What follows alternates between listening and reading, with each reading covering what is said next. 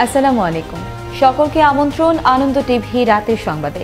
আপনাদের সঙ্গে আছি আমি সুমাইয়া আজাদ। কৃষকরা যাতে ক্ষতির মুখে না পড়েন সে বিবেচনায় আবারও পেঁয়াজ আমদানিতে শুল্ক আরোপ করতে চায় বাণিজ্য মন্ত্রণালয়। রোববার বিকেলে কৃষি মন্ত্রণালয় ও জাতীয় রাজস্ব বোর্ডের সঙ্গে বাণিজ্য মন্ত্রণালয়ের বৈঠকে এ বিষয়ে চূড়ান্ত সিদ্ধান্ত হবে বলে জানিয়েছেন বাণিজ্য মন্ত্রী টিপু মুনশি। শনিবার সন্ধ্যায় শেরপুরে মাদকাসক্তি চিকিৎসায় সহায়তা ও পুনর্বাসন কেন্দ্রের আয়োজনে অনুষ্ঠিত হল এক সচেতনতামূলক আলোচনা সভা। অনুষ্ঠানের প্রধান অতিথি হিসেবে উপস্থিত ছিলেন জেলা পরিষদের প্রধান নির্বাহী কর্মকর্তা ATM জিয়াউল ইসলাম। বিশেষ অতিথি ছিলেন শেরপুরের অতিরিক্ত পুলিশ সুপার আমিনুল ইসলাম। এ সময় মাদকদ্রব্য নিয়ন্ত্রণ অধিদপ্তরের সহকারী পরিচালক বলেন, শেরপুর জেলায় এটি হচ্ছে প্রথম মাদকাসক্তি নিরাময় কেন্দ্র। তো যেহেতু তারা 6 বছর পার করে আসছে, তারা এখন অনেকটাই এ বিষয়ে সফলতার সহিত কাজ করে আসছে এবং আমরা এটা নিয়মিত প্রতি মাসে পরিদর্শন করি, মনিটর করি, যে কোনো সমস্যা হলে সমাধানের চেষ্টা করি।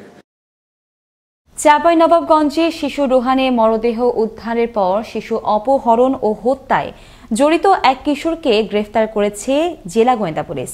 শনিবার দিবাগত রাত 1টার দিকে এসআই আবু আবদুল্লাহ জাহিদের নেতৃত্বাধীন গোয়েন্দা শাখার সদস্যরা অভিযান পরিচালনা করে কিশোর নয়নকে নিজ বাড়ি থেকে গ্রেফতার করে।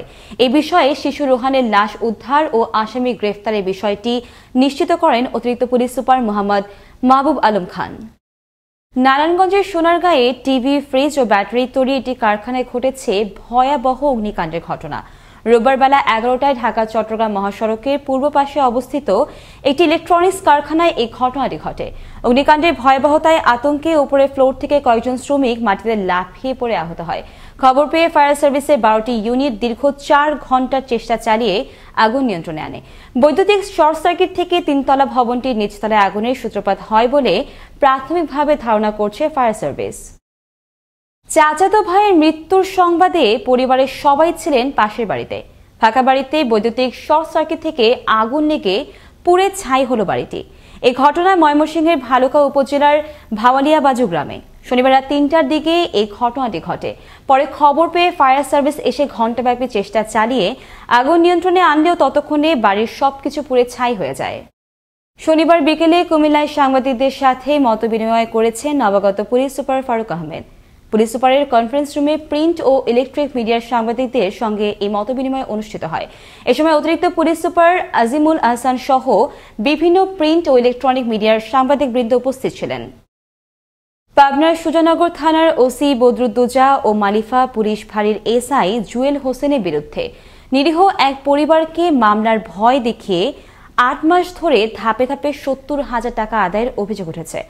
আশানুরূপ চাঁদা না পাওয়ায় বাড়ি থেকে ধরে নিয়ে মিথ্যা মামলা দিয়ে গ্রেফতারের অভিযোগ রয়েছে 2 কর্মকর্তার বিরুদ্ধে। পাবনার সুজানগর থেকে জেলা প্রতিনিধি সেলিম মোর্শেদ রানার প্রতিবেদন, জানাচ্ছেন নয়নমণি। সুজানগর উপজেলার নাজিরগঞ্জ ইউনিয়নের নোয়া গ্রামের কৃষিকাজ করে জীবিকা নির্বাহ করেন শাহিন শেখ গেদু। পারিবারিক এক ঝগড়াকে কেন্দ্র করে মালিফা পুলিশ ফাঁড়ির এসআই জুয়েল হোসেন গ্রেফতারের ভয় দেখিয়ে সুজানগর থানায় ওসি বদরুদ্দোজার সামনে 20,000 টাকা নেয়। কৃষক পরিবারটি নিয়মিত ধর্মীয় অনুশাসন পালন করায় এসআই জুয়েল জেএমবি বলে গ্রেফতারের ভয় দেখিয়ে প্রতি মাসে টাকা নিতেন। কিন্তু দরিদ্র কৃষক শাহিন শেখ গেদু ডিসেম্বর মাসে টাকা দিতে না পারায় তার নাবালক 2 সন্তান এনামুল ও ইমরানকে বাড়ি থেকে আটক করে মোট 6 জনের বিরুদ্ধে মিথ্যা মামলা দায়ের করেন সুজানগর থানার ওসি বদরুদ্দোজা। এ ঘটনায় পরিবারটি আতঙ্কে জীবনযাপন করছে। ওসির সামনে 20,000 টাকা দিয়েছি।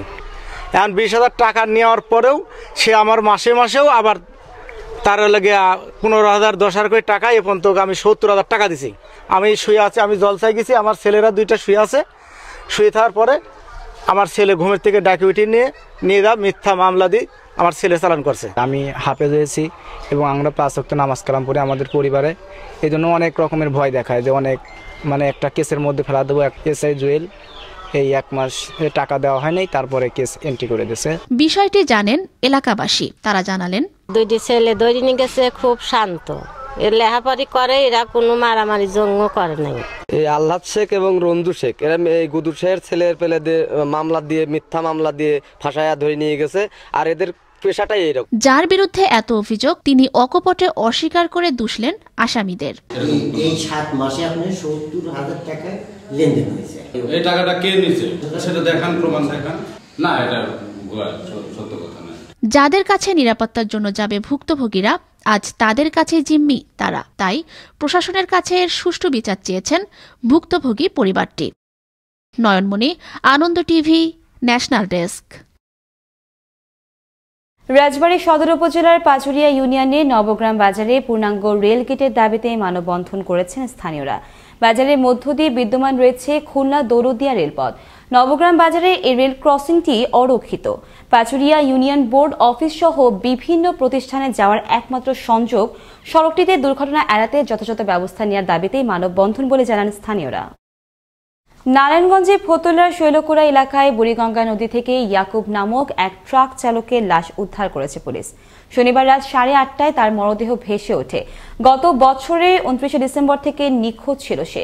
নিহতের ছেলে হৃদয় জানান, ঢাকার পোস্তগোলার ইব্রাহিম নামের একজনের মালিকানাধীন ট্রাকের চালক ছিলেন ইয়াকুব। 29 ডিসেম্বর বাসা থেকে বের হয়ে আর ফেরেননি ইয়াকুব। এই ঘটনাকে হত্যাকাণ্ড হিসেবে ধারণা করছে ফতুল্লা মডেল থানা পুলিশ। এই ছিল এখনকার মতো। করোনা থেকে আপনি এবং আপনার পরিবারকে সুরক্ষায় রাখতে সরকারি নির্দেশনা মেনে চলুন।